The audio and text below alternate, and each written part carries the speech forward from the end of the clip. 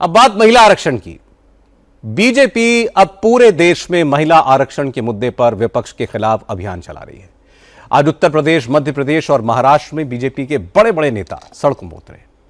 लखनऊ में मुख्यमंत्री योगी आदित्यनाथ ने जन आक्रोश रैली का नेतृत्व किया। मुख्यमंत्री आवास से लेकर विधानसभा तक करीब 2 किलोमीटर की इस पदयात्रा में योगी आदित्यनाथ, दोनों डिप्टी सीएम, यूपी बीजेपी अध्यक्ष पंकज पचौरी समेत यूपी बीजेपी के तमाम बड़े नेता और मंत्री शामिल हुए। जबरदस्त गर्मी के बावजूद भारी संख्या में लोग बीजेपी की जन आक्रोश यात्रा में जुटे। पदयात्रा के बाद विधान भवन के सामने रैली हुई। यहां योगी आदित्यनाथ के निशाने पर कांग्रेस और समाजवादी पार्टी रही। योगी ने कहा कि प्रधानमंत्री नरेंद्र मोदी देश की आधी आबादी को उनका हक देने की कोशिश कर रहे हैं। इसी नियत से महिला आरक्षण बिल लाया गया, लेकिन महिला विरोधी विपक्ष ने यह बिल पास नहीं होने दिया। योगी आदित्यनाथ ने कहा कि अब बीजेपी के कार्यकर्ता बूथ लेवल पर जाकर प्रदर्शन करेंगे। कांग्रेस और समाजवादी पार्टी की महिला विरोधी सोच को जनता के सामने उजागर करेंगे। ये कांग्रेस हो या समाजवादी पार्टी, इनका चेहरा और लोकतांत्रिक है, इनके कृत्य महिला विरोधी है। इनके सामने प्रधानमंत्री मोदी जी ने जो विकल्प दिया था अपनी महिला विरोधी छवि को समाप्त करने के लिए, उसका इन्होंने नाजायज दुरुपयोग करने का प्रयास किया है। और आज इसीलिए देश भर में आधी आबादी कांग्रेस और उनके सहयोगी दलों के महिला विरोधी आचरण के खिलाफ सड़कों पर आंदोलन कर रहा है। आप सब जानते हैं कि नारी शक्ति बंधन अधिनियम विधानसभा और लोकसभा में महिलाओं के लिए 33% आरक्षण, और वह आरक्षण तो होगा ही, लेकिन साथ साथ वह 29 में ही लागू हो जाए। इसको लेकर के प्रधानमंत्री जी और गृह मंत्री जी के आश्वासन के बावजूद इन दलों का जो आचरण रहा है वह नारी गरिमा के प्रतिकूल रहा है। और इसीलिए आज देश भर की महिलाएं, देश भर में आधी आबादी कांग्रेस, समाजवादी पार्टी और उनके सहयोगी दलों के इस महिला विरोधी कृत्य के खिलाफ सड़कों पर आकर के इस आंदोलन में भागीदार बन रहा है। आज के इस आक्रोश रैली में हजारों की संख्या में बहनें आज भागीदार बनी हैं।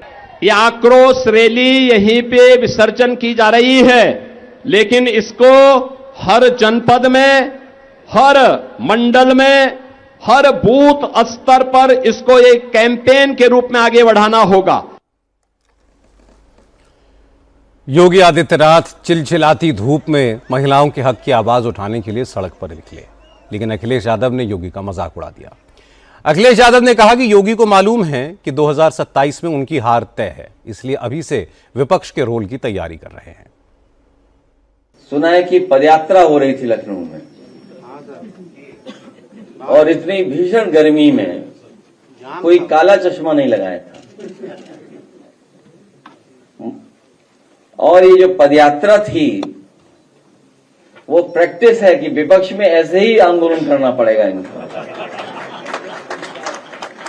ये पहली सरकार है जो सरकार में रह करके विपक्ष की प्रैक्टिस कर रही है। इतिहास में पहली बार ऐसा होने जा रहा है चुनाव में कि एक समुदाय एक दल को हराने जा रहा है, और उस समुदाय का नाम है पीडीए और पीडीए परिवार।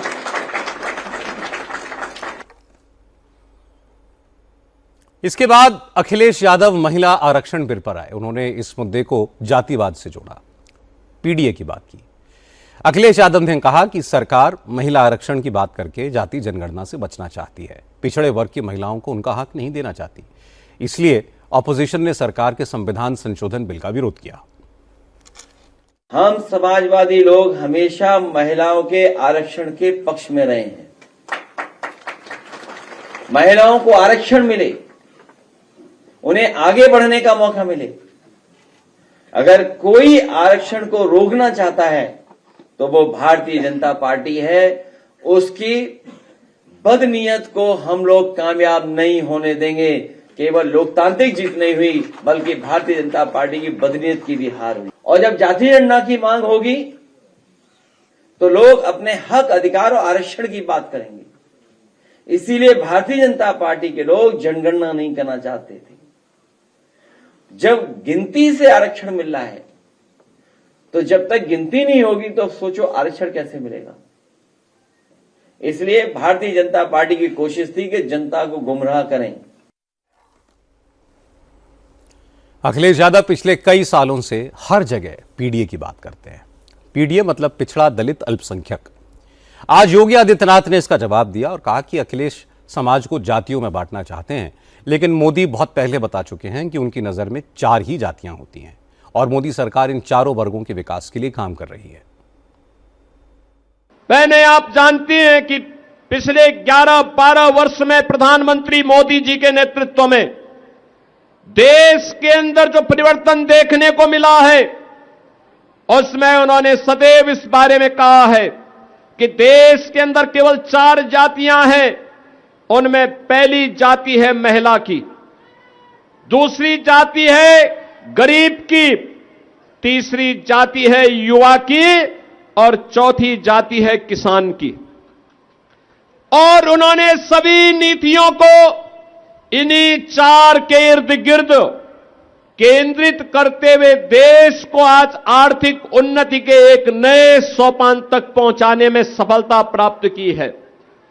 देश के अंदर इंफ्रास्ट्रक्चर के इस नए युग का कार्य हो, नए भारत के अनुरूप भारत के अंदर भारत की विरासत के संरक्षण का कार्य हो, या फिर देश के अंदर समाज के अलग अलग तबके के उत्थान के लिए चलने वाली योजनाएं, इन सब का केंद्र बिंदु या तो आदि आबादी नारी शक्ति है, जिसके सम्मान, जिसकी सुरक्षा और जिसके स्वावलंबन के लिए अनेक कार्यक्रम चले हैं।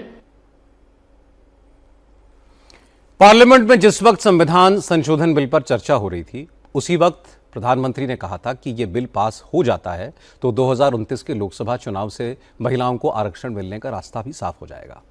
इसलिए सभी दलों को इसका सपोर्ट करना चाहिए।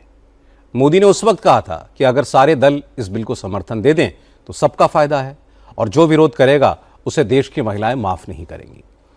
बीजेपी बिल का विरोध करने वालों की हकीकत जनता को बताएगी। अब वही हो रहा है। बीजेपी देश भर में जनाक्रोश यात्राएं निकाल रही है और ऑपोजिशन के नेताओं को जवाब देना मुश्किल हो रहा है।